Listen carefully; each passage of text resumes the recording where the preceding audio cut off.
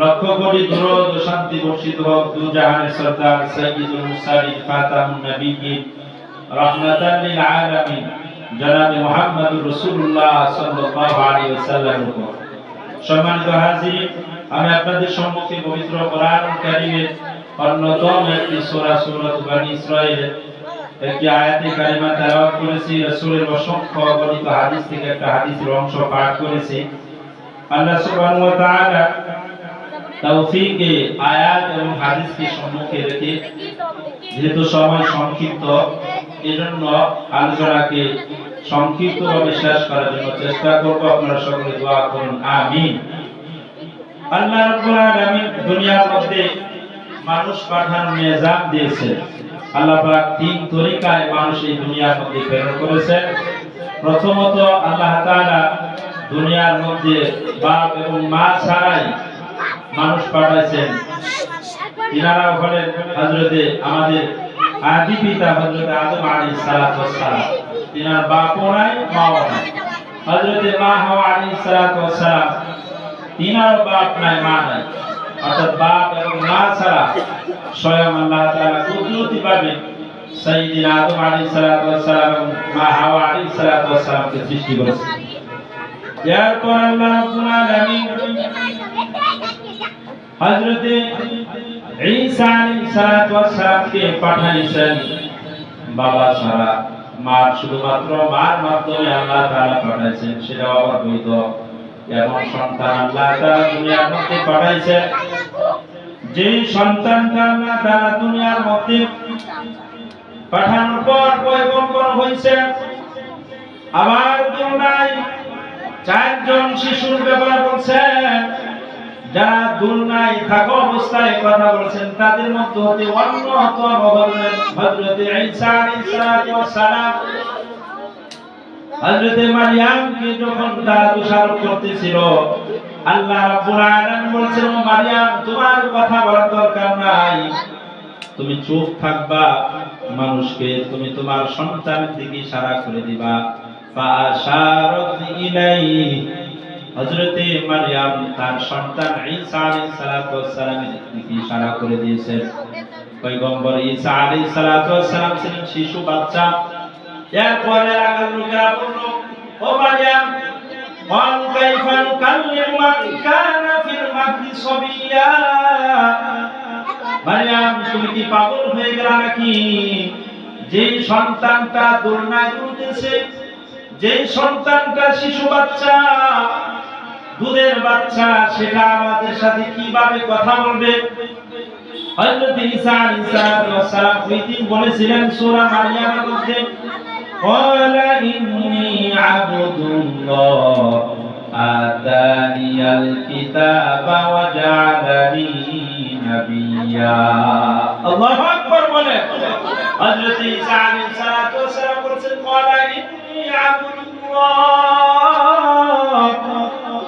আমি হলাম আল্লাহর বান্দা, আল্লাহর গোলাম। আতানিয়াল কিতাব, আল্লাহ পাক আমাকে কিতাব দান করেছেন। ওয়া জাআলানি নাবিয়্যা, আর আল্লাহ রাব্বুল আলামিন আমাকে নবী হিসাবে বানাইবেন, নবী হিসাবে পাঠাইছেন। ওয়া জাআলানি মুবারাকান আইনামা কুনতু ওয়া আওসানি বিস সালাতি ওয়াজ যাকাতি মা দুমতু হাইয়া। হযরত ঈসা আলাইহিস সালাম বলেন, আমার উপর বরকতময় আল্লাহ পাক আমাকে বরকত বানায়া পাঠাইছেন। এজন্য আল্লাহ রাব্বুল আলামিন তিন তরিকায়, তিন কিসমে দুনিয়ার মধ্যে লোক পাঠাইছেন। এক নাম্বার সাইয়্যিদিনা আদম আলাইহিস সালাতু ওয়াস সালাম, মা হাওয়া আলাইহিস সালাতু ওয়াস সালাম, তিনার বাপ মা ছাড়া আল্লাহ পাক দুনিয়ার মধ্যে পাঠাইছেন, এক নাম্বার।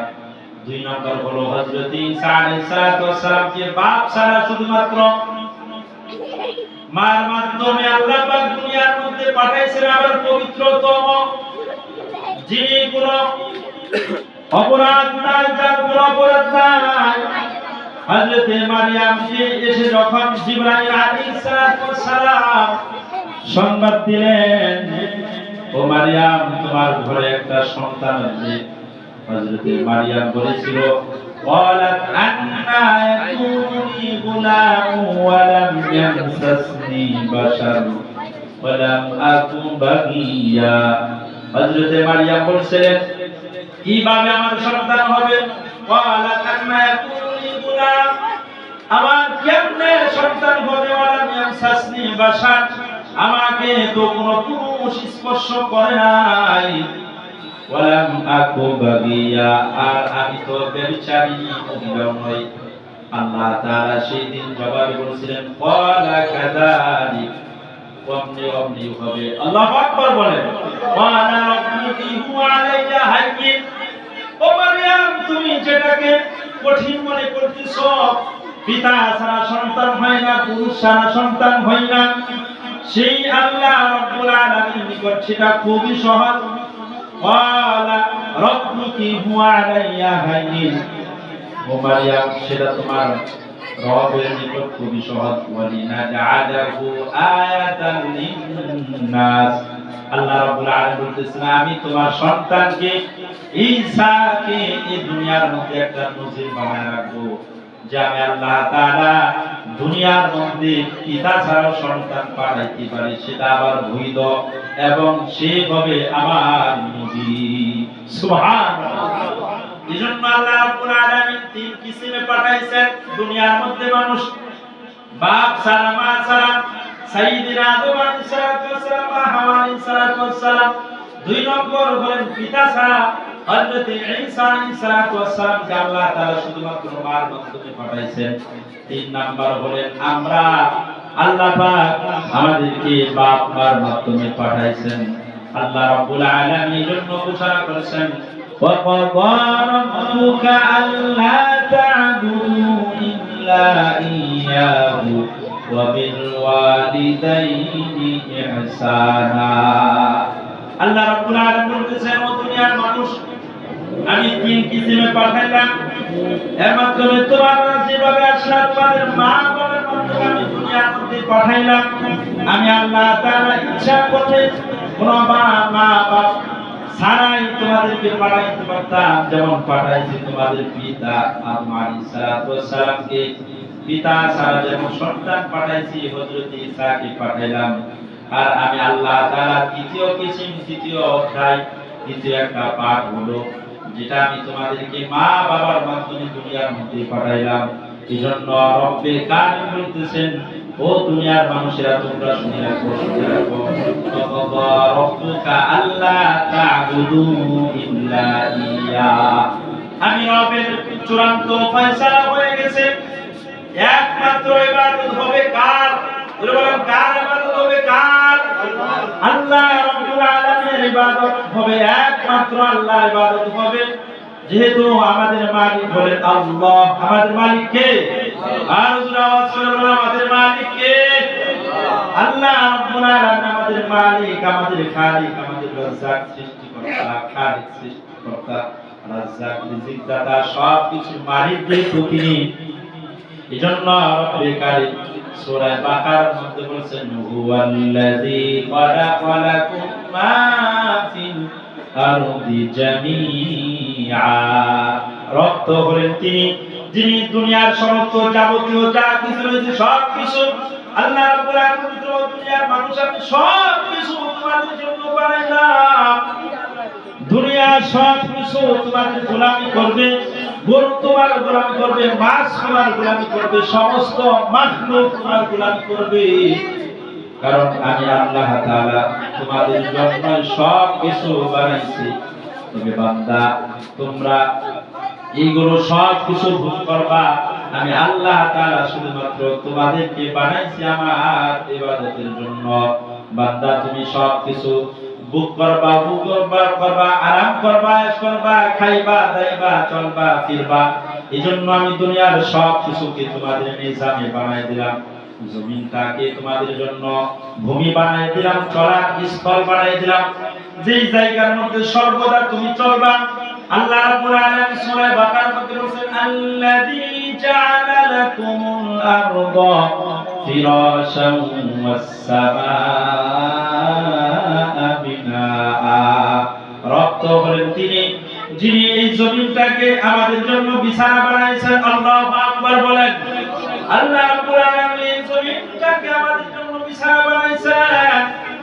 আল্লাযী জাআলা লাকুমুল الأرض فراشا والسماء بناء আসমানটাকে আল্লাহ পাক ছাদ বানাইছেন বলে যে দুনিয়ার মধ্যে জমিনের উপরে মানুষ এত জুলুম করে, এত অত্যাচার করে, এত অন্যায় করে, এত গুনাহ ব্যভিচার জিনা সবকিছু করতেছে, সবকিছু বাড়ি জন্তু বহন করতেছে। কোনদিন জমিন এরকম কাউকে আঁকড়ে ধরে নাই, জমিন এরকম কাউকে ধসে দেয় নাই।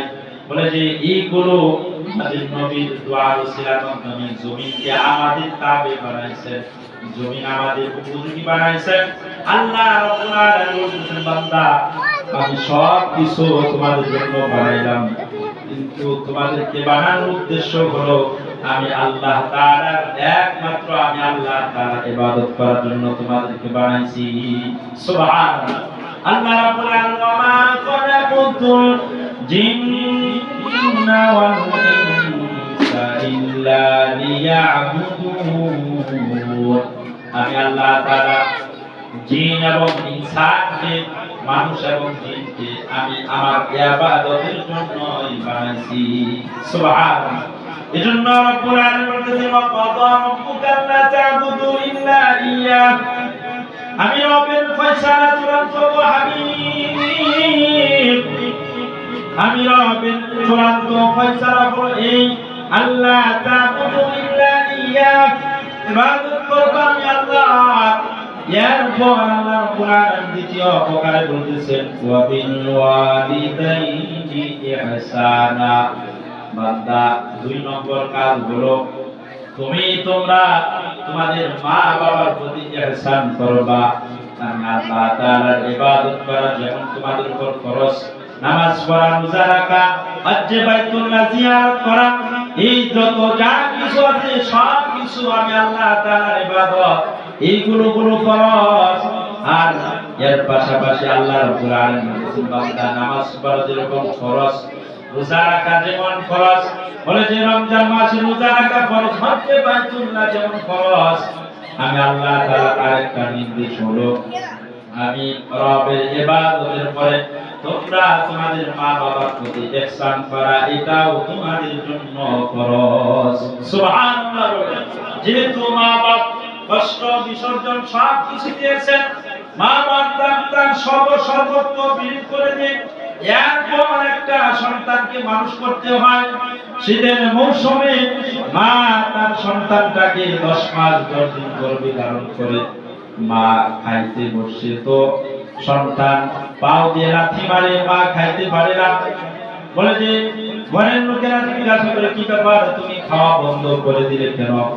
মা তার নিশ্চুপ হয়ে কষ্টটাকে মা গোপন রেখে ঘরের লোকদেরকে বলে, পরিবারের লোকদেরকে বলে, ও প্রাণের স্বামী আমার, এখন আমার খিদা নাই, আমার খিদা মিটে গেছে। মা এরকম বাড়িতে চলে যায়, ঘরের ভিতরে চলে যায় না খেয়ে। এরপর মা ঘুমাইতে যায়, মাকে ঠিক মতো আমরা ঘুমাইতেও দেই না। এমন কষ্ট মা আমাদের জন্য করলেন। এজন্য রাসূলুল্লাহ সাল্লাল্লাহু আলাইহি সাল্লাম নিজেও বলেছেন, হুমা জান্নাতুকা ওয়া নারুকা। ও সাহাবীরা তোমরা শুনো, আমার উম্মতেরা তোমরা ভালো করে শুনো, তোমার মা বাপ তোমার জন্য হলো জান্নাত, তোমার মা বাপ তোমার জন্য জাহান্নাম। অর্থাৎ মা বাপকে যদি তুমি সেবা শুশ্রূষা করে, তাদেরকে যদি এরকম খেদমত করে, তাদের কথা মতো মেনে জীবন যাপন তুমি করতে পারো, মা বাপ তোমার প্রতি যদি খুশি হয়ে যায়, নবীজি বলছেন তোমার মা এবং তোমার বাপ তোমার জন্য জান্নাত। সুবহানাল্লাহ বলে আল্লাহ রাসূল সাল্লাল্লাহু আলাইহি ওয়াসাল্লাম একটা হাদিসের মধ্যে বলেছেন, রিজা রাব্বি ফি রিজাল ওয়ালিদ ওয়া সাকাতুর রাব্বি ফি সাকাতিল ওয়ালিদি। নবীজি সাল্লাল্লাহু আলাইহি ওয়াসাল্লাম বলেছেন, যেই বান্দার প্রতি স্বয়ং রব্বে কারীম খুশি থাকে, যে বান্দার প্রতি তার বাপ মা খুশি থাকেন, ওই বান্দার প্রতি রব্বে কারীম খুশি হয়ে যান। সুবহানাল্লাহ। ওয়াসাকাতুর রাব্বি ফি সাকাতিল ওয়ালিদি। আর যে বান্দার প্রতি তার বাপ মা নারাজ, মা বাপ অসন্তুষ্ট, ওই সন্তানের প্রতি, ওই বান্দার প্রতি রব্বে কারিম নারাজ, অসন্তুষ্ট। এজন্য ভাইরা আমার, বুজুর্গ দোস্ত আমার, আপনাদের কাছে আরজি হয়ে যায়, আমরা যা কিছু করি না কেন, মা বাবার খেদমত এটা আল্লাহ তাআলার হুকুম। কার হুকুম? যারা বলেন কার নির্দেশ? আল্লাহর নির্দেশ, এটা অমান্য করা যাবে না। বলে যে আমি যদি হজ করে, হজ্জে বাইতুল্লাহ করি, যা কিছু করি না কেন, নামাজ রোজা সব কিছু করব, কিন্তু আমার মা আমার বাপ আমার প্রতি নারাজ, অসন্তুষ্ট, আমি জান্নাত পাইব না। বলে যে মা বাপ যদি সন্তানের প্রতি নারাজ থাকে, তাহলে ওই সন্তান যত হাজি গাদি হোক, হাফেজ, মুফতি, মাওলানা যা কিছু বলেন না কেন, পশ্চিম কালেও সে পরকালে জান্নাতে যেতে পারবে না। কেন যেতে পারবে না? বলে যে মা আর বাপ এর মাধ্যমে আল্লাহ পাক দুনিয়ার মধ্যে পাঠাইছেন। ও সন্তান, তোমার যদি কোনো কিছু প্রয়োজন হয়, তোমার দোয়ার প্রয়োজন হইল, তুমি এরকম মা বাবার কাছে দোয়া চাও, আমি আল্লাহর কসম করে বলতে পারি, আল্লাহি তাআলাহি বিল্লাহি, আল্লাহর কসম করে বলতে পারি, আমার মতো যদি লক্ষ লক্ষ মুরব্বিয়ান কালাম আলিমদের কাছ থেকে দোয়া নেও, বলে যে ওই দোয়া কবুল হইতেও পারে, নাও হইতে পারে। কিন্তু তোমার মা বাপ যদি তোমার কাছে জন্য দোয়া করে, মা বাবার কাছে যদি তুমি দোয়া চাও, আর মা বাপ যদি তোমার জন্য দোয়া করে, রব্বুল আলামিন অবশ্যই তোমার সেই দোয়া, তোমার মা বাবার দোয়া তোমার জন্য অবশ্যই কবুল করবে। সুবহানাল্লাহ। এজন্য রব্বুল আলামিন বলতেছেন যে ওয়াবিল ওয়ালিদাইনি ইহসানা, মা বাবার প্রতি ইহসান করবা, মা বাবার প্রতি দরদ দেখাইবা। কোন সময় করবা? আল্লাহ রাব্বুল আলামিন বলতেছেন ইম্মা ইয়াবুগান্না ইনদাকাল কিবারা আহাদুহুমা আও কিলাহুমা, তোমার মা বাবার মধ্যে দুইজনের একজন যখন বার্ধক্যে উপনীত হবে, অথবা কিলাহুমা দুইজনে বার্ধক্যে বা বয়সে উপনীত হয়েছে, যখন যুবক থাকে 40-50 বছর থাকে, তখন খেদমতের তেমন প্রয়োজন হয় না। যখন বুড়ো হয়ে যায়, বৃদ্ধ হয়ে যায়, শরীরে কম জোর আসে, চোখে কম দেখে, বলে যে একবার খাইলে ব্রেনের সমস্যা দেখা দেয়, খাইছে একটু আগে জিগাইলে বলবে যে একটু পরে আবার যদি হয় খাইছেন, বলে যে না খাই, অথচ একটু আগে খাইছে। আল্লাহ পাক রব্বুল আলামিন সুম্মা রাদাদনাহু আসফালা সাফিলিন, মানুষ এমন হয়ে যায় যে তার বার্ধক্য আসলে সব কিছু পরিবর্তন হয়ে যায়। শিশুকালে যদি কোনো বাচ্চা প্রস্রাব পায়খানা করে, সমস্ত মানুষ আগে আসে, কেউ না কেউ তাকে বলে নেওয়ার জন্য চেষ্টা করে, পায়খানা করছে খালা ঈশা, বোন ঈশা, তাকে পরিষ্কার করে দেয়। কিন্তু বার্ধক্য যখন আসে, তখন মুরব্বীর কাছে কোনো ব্যক্তি যাইতে চায় না, বুড়া ব্যক্তির কাছে কেউ আসতে চায় না। এজন্য আল্লাহ তাআলা বলেন, ও বান্দা, তুমি কোন সময় মা বাবার খেদমত করবা? যখন তোমার মা বাপ অথবা মা অথবা বাপ দুজনের মধ্যে কেউ বার্ধক্য উপনীত হলো, অথবা দুইজনেই বার্ধক্য উপনীত হলো, তখন ইহসান করবা। অর্থাৎ যেভাবে তোমাকে লালন পালন করছো, এইভাবে তোমার মা বাবার খেদমত করবা। তুমি ছোটবেলায় মাকে বাবার কোলে বৈশা একটা জিনিসকে তুমি 3 বার জিগাইছো, 4 বার জিগাইছো, বাবা রাগ করে নাই। বলে যে তোমার সামনে পাখি, তোমার সামনে টাকা, তোমার সামনে গ্লাস, এইগুলো করে রয়েছে, আর জিগাইছো বাবা এটা কি? আব্বা বলছে এটা গ্লাস। আবার জিগাইছো বাবা এটা কি? বলে যে বাবা বলছে গ্লাস। বাবার কাছে আবার জিগাইছো যেটা কি? বাবা বলছে গ্লাস। চতুর্থবার জিগাইছো, বাবা রাগ করে নাই, বরঞ্চ তোমার গালে মুখে একটা চুমা দিয়ে বলছে, আব্বা দেখো না, এটা তো একটা গ্লাস। বাবা রাগ করে নাই, তোমাকে মহব্বত করে তোমাকে পালছেন। এজন্য নবীজি বলছেন, ও সন্তান, তোমরা তোমাদের মা বাবার প্রতি ইহসান, আল্লাহ তাআলা বলেন তোমরা তোমাদের মা বাবার প্রতি ইহসান করবা যখন বুড়া হয়ে যাবে। ইম্মা ইয়াবলুগান্না ইনদাকাল কিবারা আহাদুহুমা আও কিলাহুমা ফালা তাকুল লাহুমা উফিন, অথবা তোমরা তোমাদের মা বাবার সাথে এমন কথা বলবা না যে কথা বলার পর মা বাপ উফ শব্দ করে, ফালা তাকুল্লাহুমা উফিন ওয়ালা তানহারহুমা, তাদেরকে ঝিকরি মাইরা কথা বলবা না, ধমক দিবা না। ওয়া কুল লাহুমা কাওলান কারীমা। আল্লাহ রাব্বুল আলামিন বলতেছেন, ও দুনিয়ার মানুষ, তোমরা তোমাদের মা বাবার প্রতি ইহসান স্বরূপ কথা বলবা, উত্তম কথা বলবা, নিম্ন স্বরে কথা বলবা। দুনিয়ার মধ্যে সবচেয়ে উত্তম ভাষা যেটা ছিল মা বাবার প্রতি ব্যবহার করবা, মা বাবার জন্য ব্যবহার করবা। এরপর আল্লাহ কোরআন বলেন, ওয়াখফিদ লাহুমা জানাহাজ যুল্লি মিনার রাহমা। তোমরা তোমাদের ডানাগুলো তোমাদের মা বাবার জন্য বিছায় দিবা। বলে মা বাবা মৃত্যুবরণ করছে, এখন কিভাবে কি করবা? আল্লাহ রাব্বুল আলামিন দুনিয়ার সমস্ত মানুষদেরকে জানাই দিচ্ছে, ও দুনিয়ার মানুষেরা, তোমরা তোমাদের মা বাবার জন্য দোয়া করো, রব্বির হামহুমা কামা রব্বায়ানি সগীরা। বলেন না, রব্বির হামহুমা কামা রব্বায়ানি সগীরা।